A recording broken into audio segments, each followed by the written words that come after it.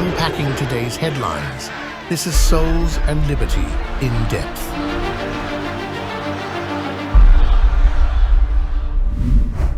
Hello, everyone, and welcome to In Depth, a production of Souls and Liberty. Do you know that Kamala and the communists hate Catholics? I mean, not a great headline there that communists hate Catholics. Of course they do.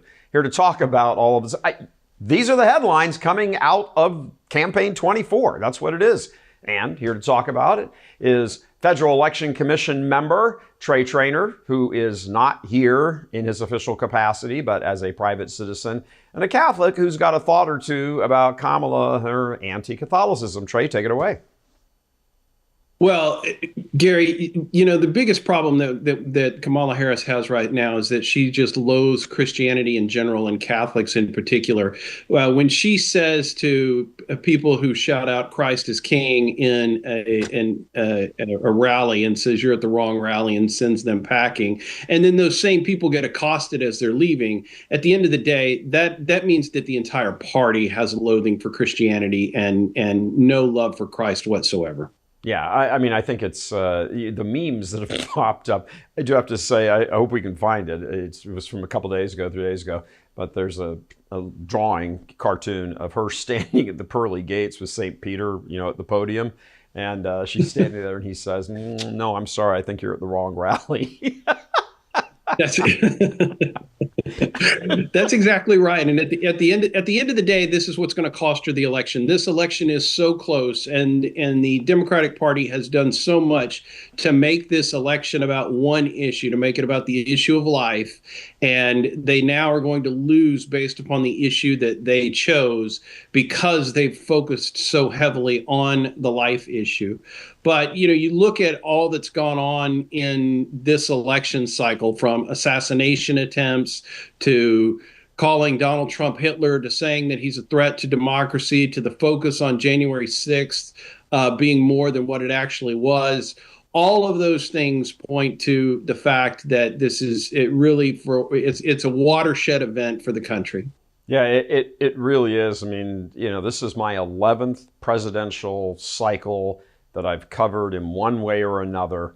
And even when I'm not officially covering them, my head's buried in this stuff because like Kamala, I'm a nerd. She said that last night on the town hall with CNN. She goes, I'm a nerd. I don't have answers for everything right away because I have to go do research. I'm a nerd. Yeah, okay, sure. But, you know, you're running for president now, sweetheart. You know, not you get to go research it.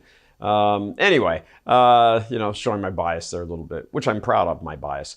Do you think that there is, in the battleground states, I mean, what we saw last night, as a matter of fact, I think I was the first person to notice it because I watched the change happen live on the Real Clear Politics page. Because again, I'm a nerd.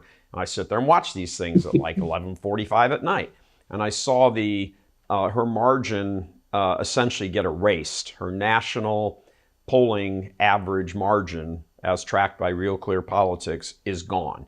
She's up 0.2 and Trump is up 1.0 in the battleground states. Those battleground states are driving that. I mean, there aren't like all of a sudden a bunch of Democrats in California swapping their votes for Trump. And the reason I want to get at this is because do you think that all of those battleground states, those are heavy concentrations of Catholic voters, and there has been a relentless pounding. And, you know, Trump said this, you know, just 2 or 3 days ago. I don't know how many Catholics are here, but if you're Catholic, there is no way you can be voting for these people. These people are a nightmare. I don't know what they have against Catholics, but Catholics are treated worse than anybody. I mean, when Trump is, you know, when the Catholic presence in a vote, in an election, is this prominent and this dominant, I mean, it's like been a theme for going on a year now, you're going to lose Catholic voters in those battleground states. Well, I think what you see here is, if you were to put this on a Venn diagram, you would see a unique and large overlay of the important moral issues that the country faces with the issues that are aligning to be those that the voters care about in this particular election.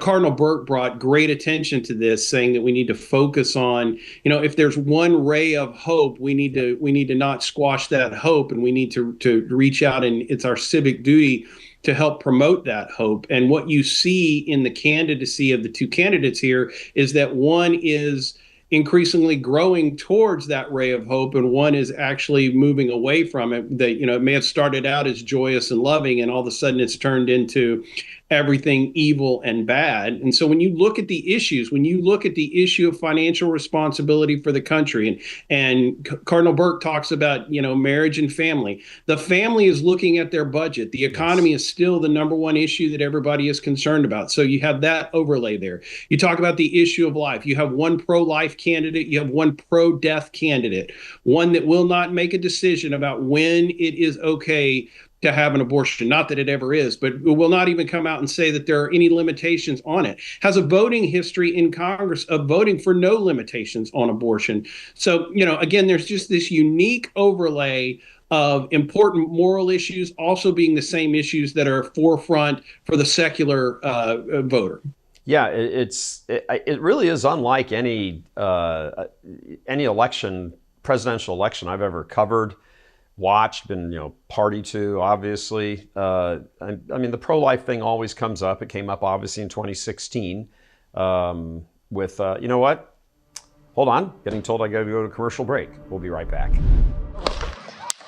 The establishment has tried to assassinate President Trump twice, but we can't really be shocked that those who slaughter 1 million unborn babies each year would try to kill one more human being who stands in the way of their diabolical agenda.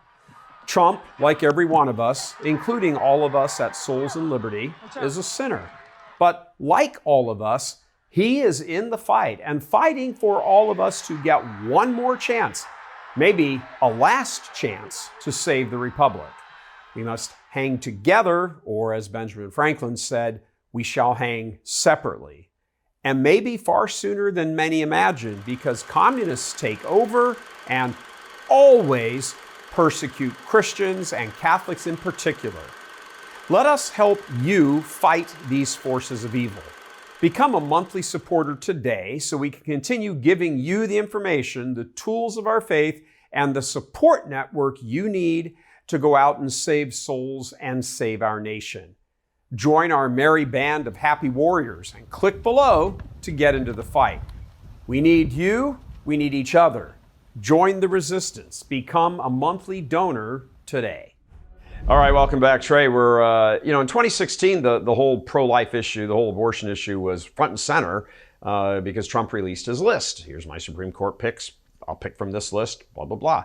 A lot of people believe in, those battleground states, when he busted down the blue wall, that it was the Catholic vote marginally on that issue that got him across the finish line. So abortion's always been a deeply rooted thing, at least since Roe v. Wade, in American politics. But it and religion and people just wanting to live normal, kind of unfettered lives, like you said earlier, it's kind of a Venn diagram, and Kamala likes Venn diagrams. She really likes them. Is this kind of a natural law election going on? It really is become a natural law election. And I think that's probably a better way of putting what I just said earlier, where you see the secular issues aligning with the moral issues that we as Catholics have to take into consideration when we exercise our civic duties. It really is one of those things where, borders for the country are important, but they're important for secular voters because they don't like what it does to the economy. They're important from just a natural order of how men create laws and govern themselves from a more theological standpoint. So all of these issues are coming together, and yeah, it really is a natural law. And what's great about that is that we can. And this is why I've always trusted the American public, because these laws are written on men's hearts, and so you know that at their core, men are going to incline towards the truth. And I think that's what you're starting to see here, and I think that's playing out. And I think what you're seeing on the other side is a definite push against truth. Yeah, it's well put. And look, when you look at Kamala, she doesn't go to the Al Smith dinner. A lot of people, when they said we're not going to attend, a lot of people in the Democrat camp said, red flag, that's a mistake. You still got time to change your mind. Even Cardinal Dolan made a statement kind of shocked and said, well, we hope you change your mind. She didn't. They put together that insulting video with what's her name from the Saturday Night Live skit. Right. She's offended Catholics specifically and Christians in general, repeatedly. There's the whole Little Sisters of the Poor thing. It just goes on and on. This is an not just like a Catholic neutral, it's an anti-Catholic, and in the broader context, an anti-Christian party, candidate, philosophy, ideology, worldview. And because it's so big, you can talk about the specifics, like she can go to the Al Smith dinner, but when you kind of explode it out onto the 30 or 60,000 foot level, this is really has all the earmarks of a great spiritual contest between good and evil. And I don't think that's overstating it. I don't think it's overstating it at all. In fact, I think it's dead on correct that there is a spiritual aspect to this. I think that's made abundantly clear by the revelation that I think that Donald Trump has had with regard to his life being spared in the assassination attempt. That I think we've seen a growth of him as a man in his spirituality as this thing has gone along. And so I think the American public has seen that, and I think they're starting to embrace that. And I think that's why you see these polls starting to shift in his favor. But back on the issue of Catholics in this particular election, at the end of the day, the Kamala Harris campaign, it's political malpractice what's been done for her not to attend the Al Smith dinner, to eject, known Christians from an event, to give answers saying that you would not allow for, religious freedom exemptions to certain laws that are out there. That's the antithesis of what America is about. And so at the end of the day, she's missing individual voters, and individual voters in this particular election are so important because the margins are so tight. And when you take an entire group like Catholics who are going to vote based upon issues of their faith, what's affecting their families, what supports, natural marriage between a man and a woman, those issues are going to come to the forefront. And on the margins, they're going to be the things that make the decisions. It's not going to be just the overall economy, the border, the wars, those type of things. So at the end of the day, it's just malpractice on the part of the Kamala Harris campaign to jettison the entire Catholics vote. Yeah, absolutely. She said it, the reports are, there's no way to confirm it. They're not going to say, yes, that's what happened. But all the reports are flying around social media that the day after the Al Smith dinner, she was on the conference call, and the Linda Chavez is her campaign manager who said, don't go, and then put together that ridiculous video. And she chewed her out. Kamala chewed her out up one side, down the other, busted her down to tears on the phone, said if I lose the election, it's going to be you with that stupid video. And no, it's going to be you. People aren't voting for Linda Chavez one way or the other. They're voting for you. But when we come back, I want to talk just a little bit more about sort of the convergence of the, I guess you call them pocketbook issues and day-to-day life issues of just getting through the world with some of these bigger natural law questions. It's a great observation on your part that they blend over each other. And they blend over each other in a way I don't think I've seen in an election cycle before, at least not in my 40 years and 11 presidential election cycles. Be right back, Trey. Go to MyPillow.com or call the number on the screen. Use your promo code to take advantage of wholesale pricing for the first time ever on TV, including my standard size MyPillow, only $14.88. They've never been offered this low before. We have limited quantities at this price, so limit's going to be 10, and once they're gone, they're gone. No matter who wins in November, we have to embrace that we are living in a post-Christendom culture. And the heart of that is a rejection of the gospel. As one item on our agenda to combat this, Souls and Liberty is hosting our first annual retreat at sea. You might be familiar with the annual event we produced for over 10 years at Church Militant. Dr. Jules Gomez, our Rome correspondent, and I are going to be doing the presenting, and the theme is Christians in Exile Triumphing in Adversity, which provides a whole range of discussions to think about. Now, we sail out of Galveston, Texas to the Western Caribbean November 10th to the 17th, yes, right after the election. I think all of us are probably going to need it one way or the other. Please join us for serious discussion, spiritual preparation, and bonding, very important, bonding with fellow Catholics. Registration information is provided below and on our site at soulsandliberty.com/retreat-at-sea 2024. So sign up and we hope to see you there. All right, Trey, welcome back. This is, let's talk a little bit more about this. I think that's a really solid observation on your part. These are normally two worlds that don't necessarily, fit together easily. Of here's the spiritual matters, the natural law, the natural moral law, and then how much you're paying for, gas, and that your groceries, still cost twice as much for eggs. They don't seem like they're related, but they actually are this time around. Well, they really are. And, I don't want to harp on it too much, but just to get back to what Cardinal Burke has put out to talk about this ray of hope and the fact that we need to emphasize any, even small ray of hope that we have. And, the Bible teaches us that blessed are the peacemakers. You only have one candidate in this election who is talking about, I didn't have any wars. I don't want us involved in wars, and I want to end the wars around the world. Donald Trump has a plan for the Ukraine. He has a plan for what's going on in Israel. He has a plan to deal with people like North Korea and Iran and those type of things. And all of those are a peace through strength option that he has. And he has a track record of doing that and not getting us involved in war. So you look at that aspect of it and the moral law. You look at the moral law from the focus on families and what the cohesive family unit should look like. And it doesn't involve having children being transitioned from one gender to the other. It doesn't involve having, boys and girls locker rooms. You only have one candidate who's focused on that, which is a moral issue for Catholics that needs to be considered. You look at obviously the life issue. I think we've talked about that one ad nauseum, but there's the difference on that particular issue. I mean, there's only one candidate that I have seen that has people actually stopping to pray with the candidate in this election, and the candidate actually takes it sincerely and engages in that prayer with the individuals who want to pray with them. And so I think that's just a classic example of how Catholics need to view that there is a ray of hope and a direction which they need to go.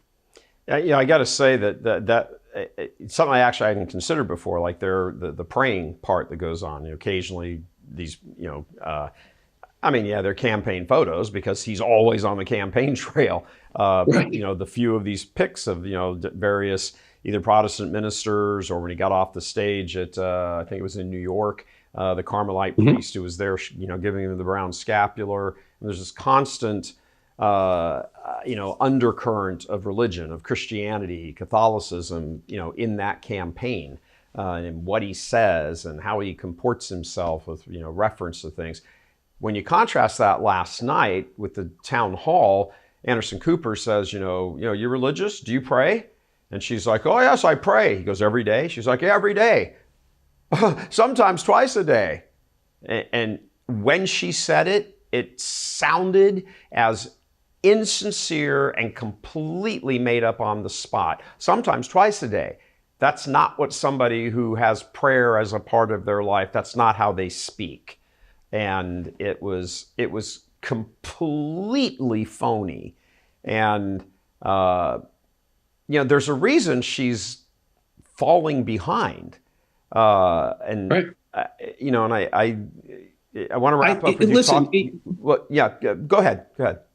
well, I mean, you've hit on it directly. And I think, talking about the fact that he's always on the campaign trail and we see all of these photos. But the fact of the matter is that how many candidates in this election have we seen who have released photos that their campaign has access to of their candidate praying with a priest with the scapular, being presented with a copy of an icon of Our Lady of Guadalupe. I mean, all of these type of things they're inherent to what the Donald Trump campaign is versus what the Kamala Harris campaign is. It's one that has embraced the Catholic Church, one that has embraced Catholic voters and know that they are needed in order to get to a victory, and one who has said, we're going to go without the church, we're going to go without the Catholic voters, and we don't care what the outcome is. And then at the last minute saying, oh, well, we got to do something to make that up. Oh, yes, I pray. Yeah, sure, I pray a couple times a day. Yeah, well, sometimes twice a day. Yeah, that's really good. Your final thoughts here, Trey, as we wrap up, and you look at, all we've got right now is the trend, and it's not just the polls anymore. There's actual early voting coming in. There's mail-in ballots coming in. There's the measurement and the data points of the requests for, ballots from registered Republicans and Democrats and everything. If you're the Kamala Harris camp, what do you hang your hat on to say, yeah, we can still drag her across the line? What do you hang your hat on? Well, I'm not sure exactly what she hangs her hat on. What I hope we see over this last week before the election is that the Catholics will continue to be the presence that they are in this election, that they'll grow in that. I call upon all of the bishops around the country to this weekend in their sermons during the homily talk about the civic obligation to vote, make sure that Catholics get out and vote, make sure that they have a well-informed conscience that they can use to understand these issues that we've been talking about. Which candidates are pro and anti-war? Which candidates are pro and anti-life? Which candidate is pro or anti-family? Which candidate is pro or anti-marriage? Which candidate wants to protect children? Which one's pro-law enforcement? Which one's for the border?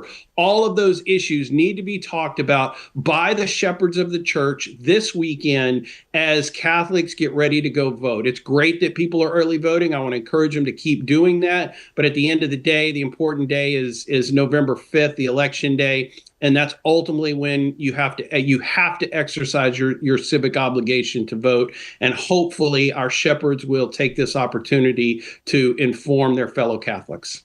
Absolutely. Well said. Well said. Trey Traynor, while, yes, being a member of the Federal Election Commission, these comments do not come in that context. They come in the context of him being a solid, devout, practicing Roman Catholic who is exercising his First Amendment rights to free speech, expressing his opinions, which we happen to agree with very strongly. Trey, thanks for coming on, brother. Thank you. All right. As you look at everything that's going on right now, what do you have? You have essentially the establishment beginning to crumble, kind of across the board. It's an establishment that's been built on lies and corruption and filth and perversion, if not outright murder of children. It's demonic. And there does seem to be this big spiritual overlay here between what you're seeing on the side of the Donald Trump, and I don't necessarily mean him personally. He's got some problems personally when it comes to moral stuff. But, again, we're not electing a pope. We're not electing a best friend to come to dinner. We're electing leader of the country who is going to give sufficient room for that establishment built on lies and, terror, deprivation of freedoms. Ask any of the J6 people sitting in jail for simply walking and strolling into the Capitol on J6. All of these things. This is a tyrannical regime that wants even more power to be able to do it. And finally, that sort of natural law, the truth written in people's hearts by God, has seemed to be, please God it continues, seems to be reaching a crescendo where it is going to beat back and begin to, more than expose, but begin to tear down this horrible establishment. It really is an evil empire. I mean, Ronald Reagan made that famous comment about, there's this axis of evil. Russia's the evil empire. Yeah, but the errors that were present in Russia, as Our Lady said in 1917 at Fatima, have now spread to the rest of the world, and they have found a nice, tidy home in the party of child killers and child abusers and pedophiles and, mutilation of children. That party is the Democratic Party. It is demonic.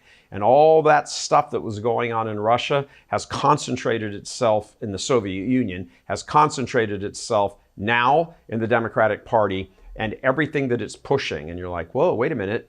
Is this a great spiritual pushback against that? That's what it looks like. Get out and vote.